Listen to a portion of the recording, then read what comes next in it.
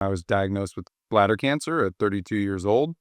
Um, what was going through my head was, I'll never forget standing outside the VA hospital, just standing there thinking I haven't even done anything yet. And just really, that's kind of been my life motivator ever since is there's not enough time. I need to optimize, do things faster, get up earlier. And really that's been my motivator ever since, is that, at 32 years old, thinking that my life could be ending very soon. Rise up, mind shift, new day, new hustle, street lights, bright ideas, courage through the struggle. Focus on the vision, move smart, stay true. From the city to the boardroom, we breaking through, shift gears, new fears, but we thrive in attention. Turn lessons into action, goals into intention. Don't blink, stay up, every player's precision. Welcome to Mind Shift, where ambition meets the mission. My name is Luke Wade, and I create experiences for people. When you're at your lowest point on this journey, what was really going on in your life? Lowest point has been a couple, unfortunately. I've been started my first business, Casey Crew, 14 years ago. Through that journey, I would say one of the first lowest points was essentially when I was diagnosed with bladder cancer at 32 years old. What was going through my head was, I'll never forget standing outside the VA hospital, just standing there thinking I haven't even done anything yet. And just really, that's kind of been my life motivator ever since is there's not enough time. I need to optimize, do things faster, get up earlier. And really that's been my motivator ever since, is that, at 32 years old, thinking that my life could be ending very soon. I felt like I hadn't accomplished anything yet. In that season, what was the loudest thing in your head? Like the exact sentence you kept telling yourself? I would say the loudest thing is, I haven't even done anything yet. There's so much I still want to do and accomplish. And, wasn't married at that time or even engaged, didn't have any kids. I've always wanted a family, have that now. Thank goodness. But really the loudest thing was just, you haven't even done anything yet. And I think now I know that I had definitely done some things yet. And through that mental health journey after that, realizing that what I've accomplished was good enough. But I think that's a big motivator for me is that I have a lot more to give that I want to give and want to do. And so that loudest voice was essentially, you got a lot left to do. What doubts or thoughts were on repeat during that time? Doubts and thoughts. I mean, that was about 10 years ago. And I was definitely in a journey of mental health at that time that had just kind of started. Went through a Veterans Community Project, went through a couple different things in my mental health journey. Majority of doubts and thoughts at that time were really just more probably imposter syndrome of like, what can I do? Can I really do it? My industry is a very unique industry. Not a lot of people have been in it or understand it. And so really just trying to prove that I can be successful and I can do things was probably the biggest thing. Day to day in that season, what did it feel like emotionally for you? Day to day in that season was a very, very difficult time. When I found out that I had bladder cancer, I was a couple weeks away from proposing to my now wife of seven years. And so, I remember very clearly thinking like, what if she doesn't want to marry me because I have bladder cancer or that I may be dying soon. And so I actually didn't even tell her until after I proposed to her a couple weeks later. And it was just a terrifying moment for me, thinking about that. And so, yeah, that was a really difficult time. How did that show up in your life? Did you lose sleep, energy, focus? And how'd you move throughout the day? Definitely lost sleep. I think one of the biggest things for me has over the years, and I think most men probably deal with this as well, is we keep a lot inside and don't really talk about things and pretend like we have it all together and everything's perfect and everything's okay. And so I think, trying to put on that face, trying to just get up every day and do the same thing and succeed and put the backpack on and just carry it is a very, very difficult. Definitely loss of sleep, very much anger. A lot of those things when you keep them inside will come through as anger and other things. And so taking it out on other people, and I'd say that's one of the biggest successes I've had over the last 10 years in this journey, is really just understanding that that anger and working through that with meditation and meditation and mindfulness work and gratitude practices to truly understand that everybody is going through something. That was the biggest revelation for me is, I just been diagnosed with bladder cancer at 32, which wasn't supposed to happen to a man my age. And so thinking in line, standing behind someone else who's being angry, like, what are they going through? Somebody cuts you off in traffic, they're probably going through something as well. And so I think that's the biggest thing for me was just realizing that everybody is going through something and you just don't know it. On the days where it felt like everything is going against you, how do you handle it?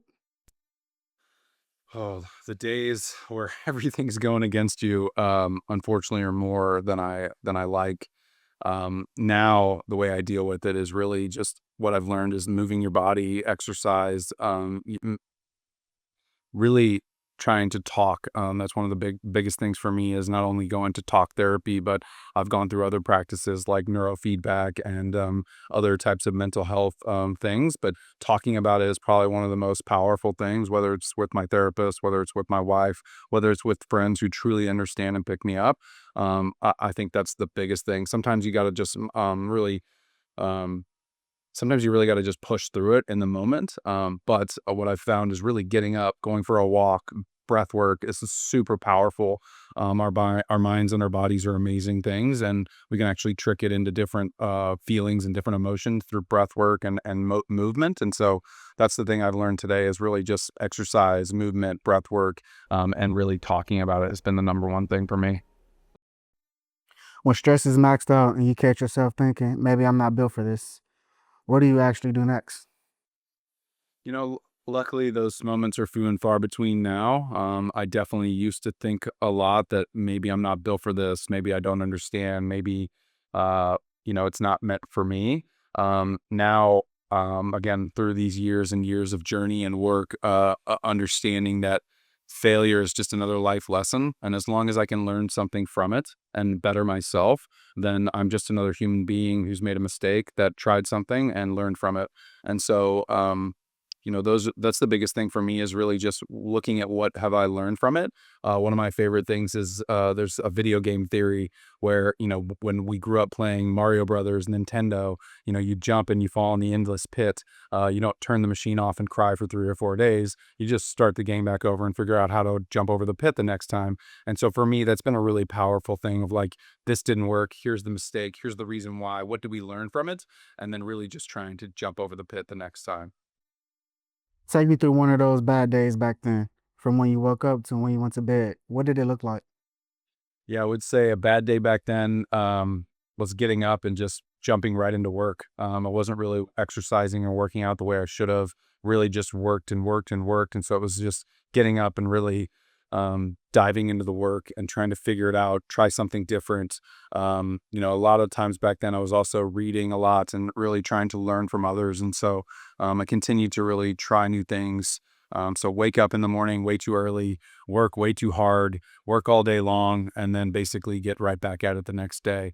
Definitely have always tried to play some sports and be social and active in there, which I think was a really big piece of that of keeping me together.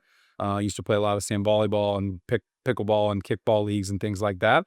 So I think those, although I didn't realize it at the time, were definitely a piece that helped hold me together was getting that socialization, getting my mind off work. But really it was up, working too hard, then playing a little bit of sports in the evening and then getting right back at it in the morning. What was the real turning point where something finally clicked for you? Walk me through that. There's been so many.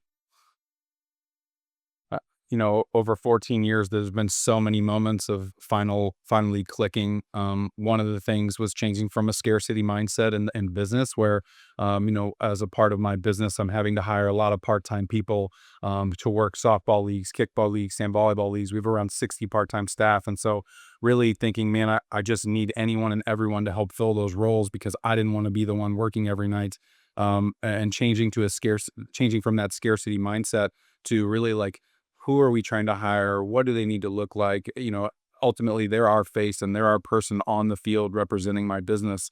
And that was a really big thing for me is changing from scarcity to abundance, really getting through and creating this hiring funnel and identifying people who believed in what we believed, creating values, creating our mission and our vision, and finding people who align with that. Because ultimately, even though they may be a part-time employee today, we've hired a lot of our great full-time employees from those positions. So changing of the scarcity mindset to abundance and really figuring out what our goal and vision was probably one of the biggest things for me. Did you ever have a moment of false clarity where you thought you found the thing, but once you did it, it clearly wasn't it? What happened?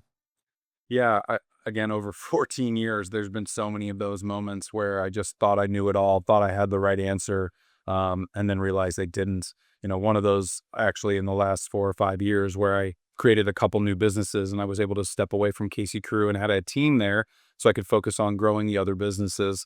What I realized was I actually didn't set the team up for success in the right way, for the right metrics, the right KPIs, and really didn't lead the team as effectively as I should have.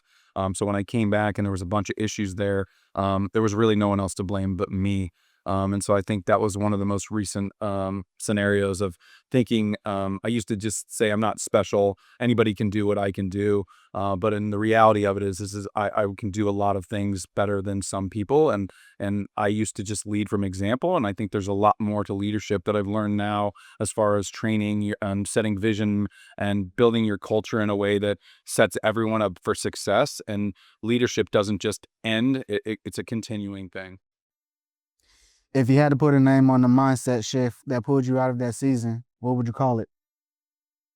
I think gratitude is probably one of the biggest things for me, that pulled me out of that season is just being grateful for everything that I'd had and done and accomplished. I used to do a lot of gratitude work. One of my favorite ones is a 3-minute gratitude work. I think I learned it from Tim Ferriss, where essentially for a minute at a time, 1 minute I focus on someone I absolutely love and immediately brings me joy. So could be my dog. Nowadays it's my kids or my wife. And so for a minute you think about everything about them that brings you joy and happiness. And then the second minute you think about someone who maybe doesn't immediately bring you joy, but definitely has fun memories and fond memories that brings you joy and gratitude. And then the third minute you think of someone that does not bring you joy at all, someone you really probably are not fond of. And if ultimately you can get to a point where you think of happiness and be grateful and gratitude for that person, it's amazing what your mindset shift will do. And just being grateful for everything that you have in your life, because ultimately it could be way worse. How has your definition of success changed from when you were lost to where you are now? Yeah, I think my definition of success has changed quite a bit. Before I had kids, it was 100% about the business and growing the business and hiring and really looking at growth and maybe financial metrics and things like that as a motivator for success, and how many people we've touched and worked and helped with, which is still a great method of success. But now my metric of a success has really changed, is how much time can I spend with my kids and how much time can I spend with my family and how can I blend them into the work that I'm doing, and so that when we travel, maybe they come with us, come with me, and I'm able to see them and be a part of their life much more. So my metric of success has definitely changed quite a bit. And I would say it's really a combination of how can I use the business or work at the business to set others up for success. And so really focusing on the employees that I have who are really my teammates and setting them up for success to use this business and what we do as a way to really build their dream life, which is ultimately what I'm trying to do. For someone who's watching this who feels as lost as you did back then, what's one line you would say to them? I think it's a combination of would say memory, but there's two sides of it. Is really have a short term memory, meaning like forget your failures, just learn from those. But also one of the most powerful things for me when I got into a method, one of the most powerful things for me when I got into a valley where I just felt like I was failing every single time. It was very helpful to think of other times I've succeeded in moments like that. And so having a great memory of like, I've been through something like this before, I've gone through this before, I've succeeded this before, so this time shouldn't really be any difference. So again, I think it's a combination of having a short-term memory on your failures, but remembering what you succeeded from those. And then every time you're in one of those valleys, just remember that you've been through something like that before. And then also, lean on your community. In my opinion, community is the most powerful thing that you have. If you don't have people around you that you can, talk to about these hard times, then find them. And if you don't have people around you who are lifting you up and telling you that you've got this during those hard times, find a better community. What book, video, convo, or relationship hit you so hard that you actually changed how you saw yourself? Yeah, so the book is called Alter Ego. It's by Todd Herman. He's actually coached very high level athletes and many military personnel. And so, again, in the concept of like taking your hat off, your military hat off before you walk in the door, to leave all of that at home, all of the war and all the military stuff behind you as you walk in to see your kids and your family. And that really allowed me to kind of turn things off from always trying to be in this business mode of always wanting to talk about business because it's so exciting and it's so passionate. And I just love it so much, to realizing that not everyone's going to feel the same way. And also a need to turn it off from time to time to really focus on other things. And so really having that alter ego of using it to succeed in every aspect of your life. That's it for me. Is there anything else you would like to share? When I introduce myself, I always tell people that I'm a disabled veteran and a serial entrepreneur. I was actually sent to Iraq at 19 years old. And so I've been dealing with mental health trauma for many, many years on top of, being an entrepreneur and all those challenges as well. But yeah, ultimately, I grew up in a family that really couldn't afford college in a time where everyone was told to go to college. That's what our goal when I grew up was everyone needs to go to college. And my family couldn't really afford that. And so, they were telling me that, I got to figure it out somehow. And at the time when I joined, I was only 17 years old and I joined the military. There was no war. There was nothing going on at the time. And the military was going to pay for school. And so seemed like a great option for me, especially since I'm come from a military family. And so when I joined the military at 17, I went to basic training between my junior and senior year of high school. And then when I came back from basic training, I was only back for about a month and 9/11 happened. And so, scary, but luckily I got to finish or I got to finish my senior year of high school first. But during that time frame, actually, because I joined the military, um, I came back from basic training much, much slimmer, much faster, and was much better at football. And so I actually ended up getting a scholarship to play football in college, but backfired. So because I only got to spend about a year in college before I got sent to Iraq at 19 years old. And so that was a huge thing, was really, thinking that I wasn't going to be able to go to college. So I joined the military in a time where there was no war. And then actually being in for the entire time of my military experience, there was a war going on. And so, going to Iraq at 19 years old, coming back at 21, was a very unique experience. A lot of trauma, a lot of things that you just don't expect you have to go through. And it's one of those things again where it's just like I have to do this. I don't really have any choice. But back then, mental health wasn't as prevalent as it is now. And so coming back from Iraq at 21 years old, feeling like I'm invincible, having a lot of anger issues and all these other things was a very difficult thing for about 10 years of my life. And definitely made some very bad decisions, use alcohol in very, very bad ways. And so I think, again, as a part of this uh, trauma of also finding out that I had cancer, I look at that as one of the best things that's also happened to me in my life, is realizing what's the most important thing for me. Because if you think you don't have very much time left, you're really going to prioritize the things that matter the most. And so, I wouldn't change anything about my story because it's made me who I am today. I just wish I would have learned a little bit sooner some of the things that I know now. But I think the number one thing for me is really the mental health and physical health journey is what everyone should be focusing on. Because if you think of life like a pyramid or a spear, you have to take care of the smaller layers to really have a sharp tip of your spear. And your lower layers are essentially your person, your mental health, your community, the social side of things. And the better you are as a person, mentally, physically, the better you're going to be in everything you do, whether that's being a father, a mother, a business owner, whatever it is. And so for me, I've learned to really prioritize my mental health, my physical health. It's become a part of my schedule every day that's non-negotiable. And that's just made me show up in better ways in other parts of my life. Man, what was that? What was that feeling like at 19 years old, realizing that you have to go to war? Yeah, I have. It's a very strange thought to me. When I'll never forget. I was driving down the highway. It was late at night. I was probably coming home from a party or something like that, and I got the phone call, and there was like a secret code word that you would get when this was happening, and they were already discussing it at the time. But I literally got the phone call and pulled over on an off ramp at the interstate, and I just sat in my car, just staring out the window. Um,